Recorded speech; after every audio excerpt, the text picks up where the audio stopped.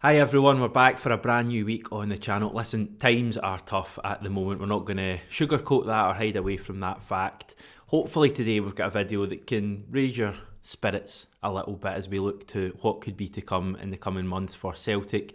Before that, yesterday was a wonderful day. Wasn't Sunday amazing for the channel? Because we reached 11,000 subs for the first time ever. We were only celebrating 10k around about a month ago, so we really appreciate everyone who's subscribed since then and everyone who's just subscribed in general. You've got us above the 11,000 mark, but we're not stopping there. We're wanting to keep pushing it up. If you're watching this video, maybe you're a first time viewer of the channel, maybe you're wanting to drown your sorrows with a bit of positive Celtic content and you've not yet subscribed, just give it a go.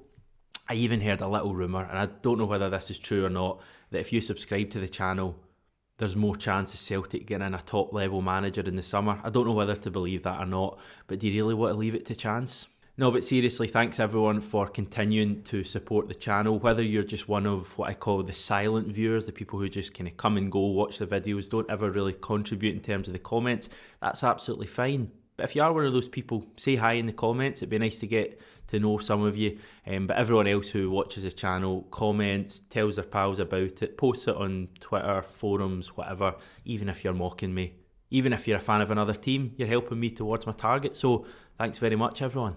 Yesterday was obviously a tough day for loads of people. I think loads of people reacted in different ways. You only had to see the reaction we did on channel that's linked above. John, I think he admitted himself, was quite frustrated, even angry at the performance yesterday and the way it had ended for us. I can't say I was really angry. I just kind of didn't feel anything at all. And to be honest, part of me, a small part of me, is kind of glad that it's over now and that we can move on with things. This is a horrible kind of comparison, but it's, you know, the equivalent of a wounded animal being put out of its misery. You know it's not going to end well for it. Like, this season was never going to end well, but at least now it's confirmed and we can hopefully draw a line under it and move on. So I understand everyone will feel differently. That's how I feel. Other people were really frustrated. I know it's tough for everyone. No Celtic fans enjoying this. But hopefully in this video we can try and answer a few questions about what's going to happen at the club we love between now and the end of the season. What can we achieve, if anything, under John Kennedy? And what can we put into place to get that feel-good factor back at the club as soon as possible?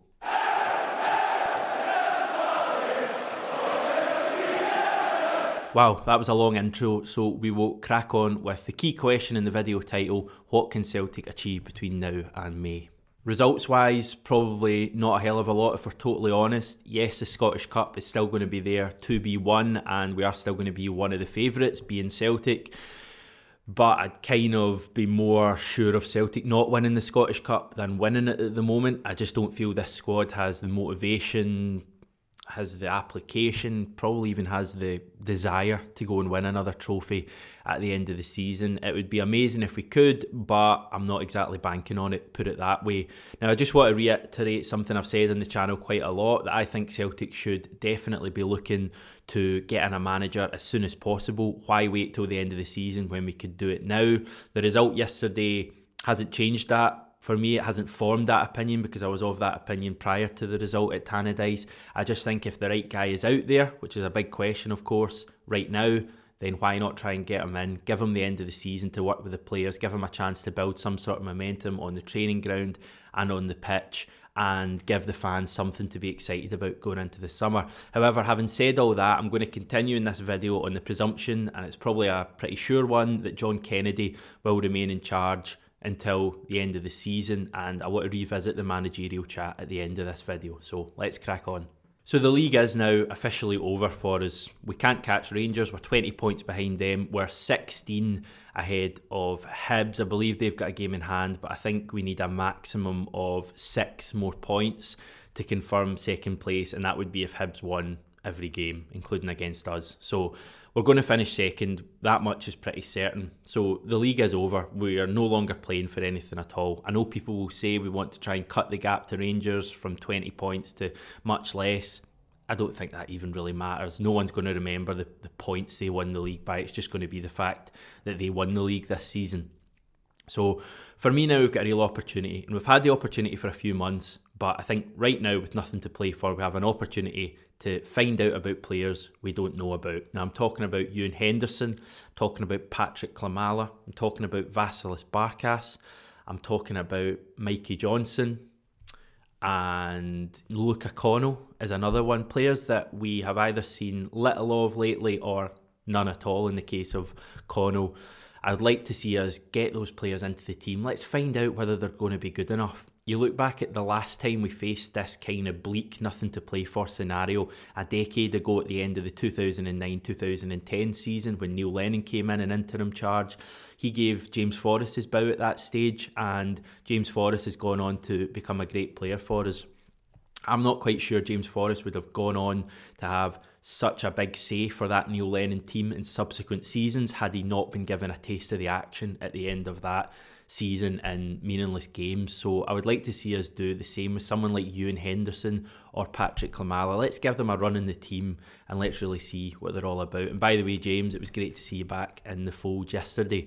Now, in terms of the flip side of that, I do think that now finally, it is time to see the end of a lot of Celtic careers. Now, Scott Brown, for me, he's been a brilliant player, but right now, he should not still be starting games for Celtic. Tom Rogic, past it. Lee Griffiths, we've been waiting too long for him to come good. Yes, he scored some good goals this season, some big goals, but we've been waiting too long. Scott Bain shouldn't be starting games for us. These are all players who have been good for us in the past, but we've shown too much loyalty, too much sentimentality towards this season. That has to end now. Will it? I'm not as sure.